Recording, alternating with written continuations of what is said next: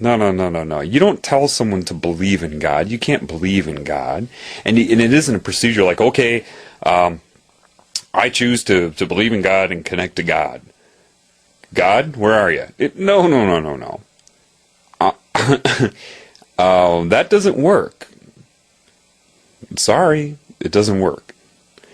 There's only one way to connect to the Creator. And so this is what I need to do first, or everything else will be done in vain, frustration, ignorance, and just stupidity. If I tell you the situation that you're in without enabling you first. Because if you're enabled, it will hardly even bother you. You see, how does a butterfly make it from South America to Canada when it makes that trip? How big is a butterfly's brain? Do you believe that it somehow stores the information in the form of memory and recall? No. That is what abundance means. It's connected to all of the energies involved with its creation. Therefore, it knows what it needs to do at any given time. That is abundance. I watch my cat, and my cat, though cats can become paranoid, is still way less paranoid than the average human. How do I know that? He can be still. You see, why is it you're all trying to keep yourselves busy? Why do they even call businesses businesses? Busyness? Busy as a bee? You think this beehive mentality is coming? No, you're already in the beehive. You're already being controlled by one giant consciousness. You're already bees. Look how you... everything you're set up to do, to pursue this goal, to do this, to do that. You can't stand to sit there without turning the TV on to occupy your mind, to help yourself move through time. Insanity is a disconnection from all of the energies, mainly love, that is responsible for your very existence. You're, of course, lied to here, and you're told love is, a relationship or an emotion. You can't define love, just one lie after another. Love is a combination of everything the Creator intends, which is all there is, its own self, its own intention, and therefore everything that it creates. In one way, love is an intelligence, so far in advance of the mind that not even the speeds of your subconscious mind could observe the information. That would be like giving you a notebook and a pen and sitting you down next to a highway and saying, okay, I want you to write down the license plate number for every car that drives past. Except I'm going to have them drive past at 500 million miles per hour and only have 10 feet in between each car. Yeah, good luck with that. But see, your soul energy, your spirit energy, can receive that information because that's one and the same. The scalar relationship can see itself as I, below, above, all, everything. So it can interpret that, and then that interacts with your mind. The way the Creator will work with you is kind of like teamwork, where, if you're throwing sandbags in preparation for a hurricane, you hand it to one person and hands it to the other person and hands it to the other person, that type of thing. That type of interaction right now in this existence is kind of how that works. In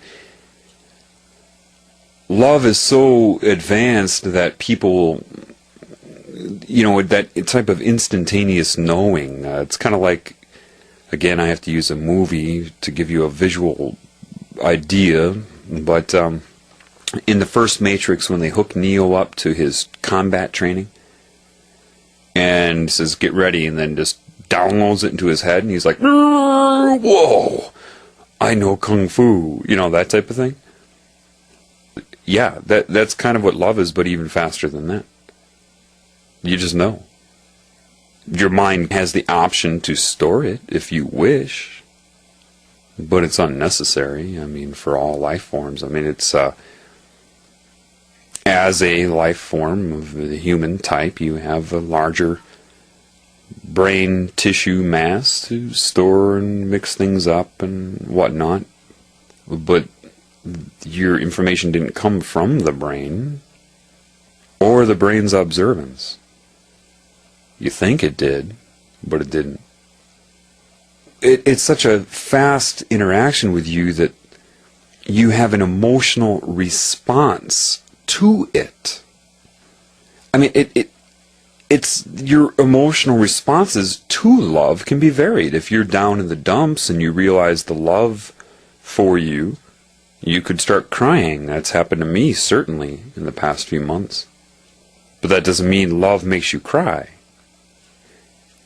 Crying would be a release of blockage, of knowledge, just laughter as well. I mean, all of these things. If you're with somebody that you love and everything's going well and you feel the love, then it could be a blissful feeling. Love is what created the mind. Therefore,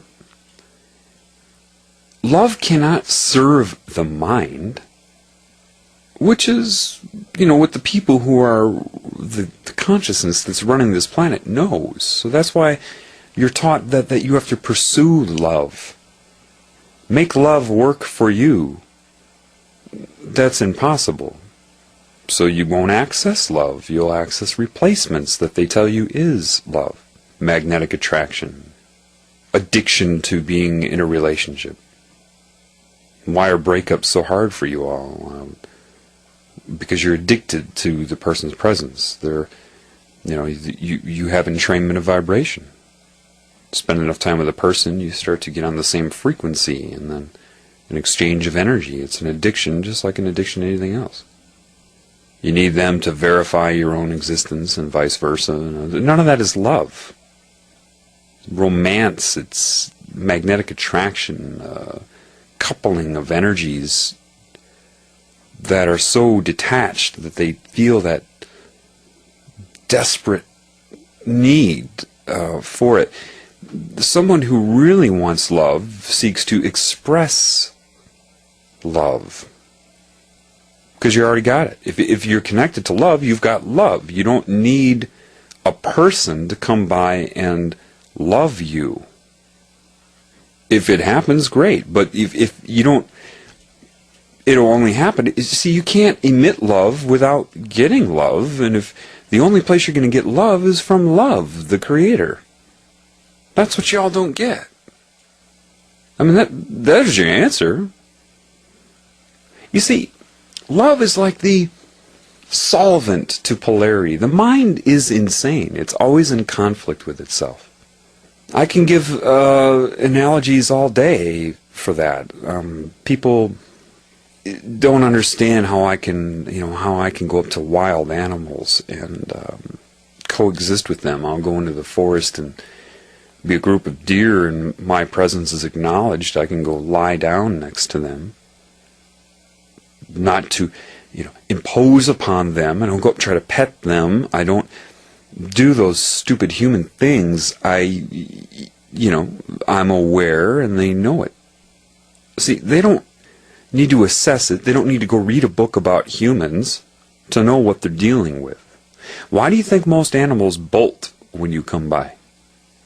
Because they see you are detached.